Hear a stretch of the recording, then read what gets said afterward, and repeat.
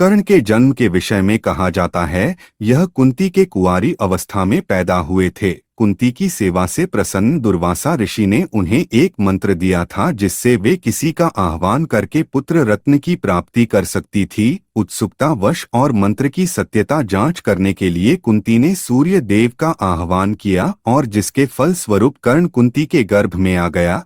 फिर कुंती की कुंवारी अवस्था में ही कर्ण कुंडल और कवच के साथ पैदा हुआ।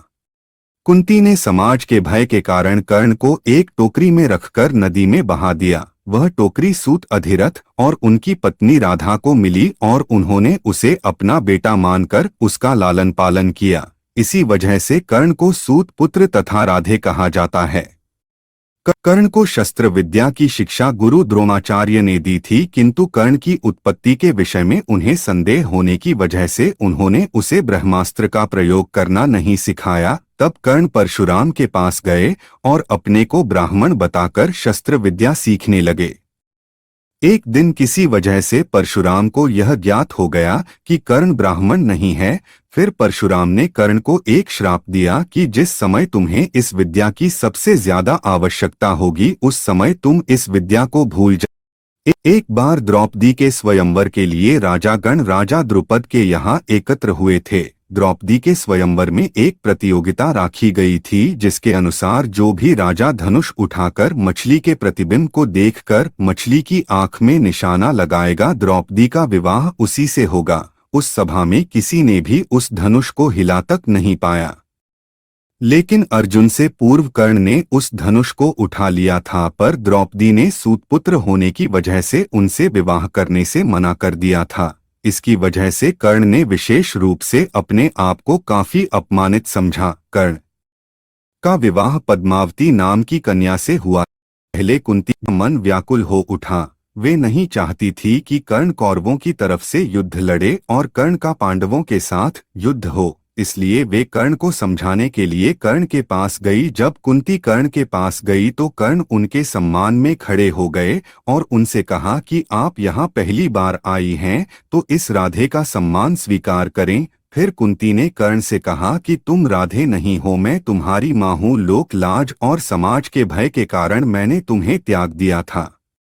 तुम बड़े भाई हो, तुम्हें कौरवों के साथ नहीं बल्कि अपने भाई पांडवों के साथ रहना चाहिए। मैं नहीं चाहती कि भाइयों में परस्पर युद्ध हो। मैं चाहती हूँ कि तुम पांडवों के पक्ष में रहो और बड़े भाई होने के नाते राज्य के अधिकारी हो। फिर कुंती ने कहा कि मैं चाहती हूँ कि तुम युद्ध जीत कर राजा बनो। तब कर्ण ने कहा, माता आपने मुझे त्यागा था।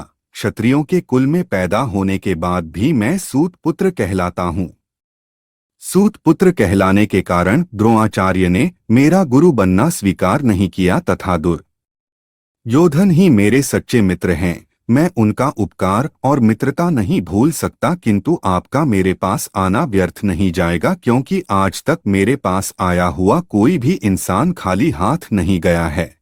मैं आपको वचन देता हूँ कि मैं अर्जुन के सिवाय आपके किसी भी पुत्र पर अस्त्र शस्त्र का प्रयोग नहीं करूँगा। मेरा और अर्जुन का युद्ध तो होना ही है और हम दोनों में से किसी एक की मृत्यु निश्चित है। मेरी प्रतिज्ञा है कि आप 5 पुत्रों की ही माता बनी रहेंगी। फिर महाभारत के युद्ध में गुरु द्रोणाचार्य के मारे जाने के बाद युद्ध के 16वें दिन कर्ण को कौरवों की सेना का सेनापति बनाया गया। अर्जुन को छोड़कर उसने अन्य पांडवों को जीता, किंतु कुंती के अनुरोध की वजह से उसने किसी का भी वध नहीं किया। युद्ध के 17वें दिन कर्ण के रथ का पहिया जमीन में धंस जाता है। फिर कर्ण अपना धनुष रखकर रथ के पहिए को निकालने लगता है। उसी समय भगवान कृष्ण अर्जुन से कर्ण का वध करने को कहते हैं। फिर अर्जुन कर्ण का वध कर देते हैं। इस तरह एक महान धनुर्धर दानवीर योद्धा की मृत्यु हो जाती है।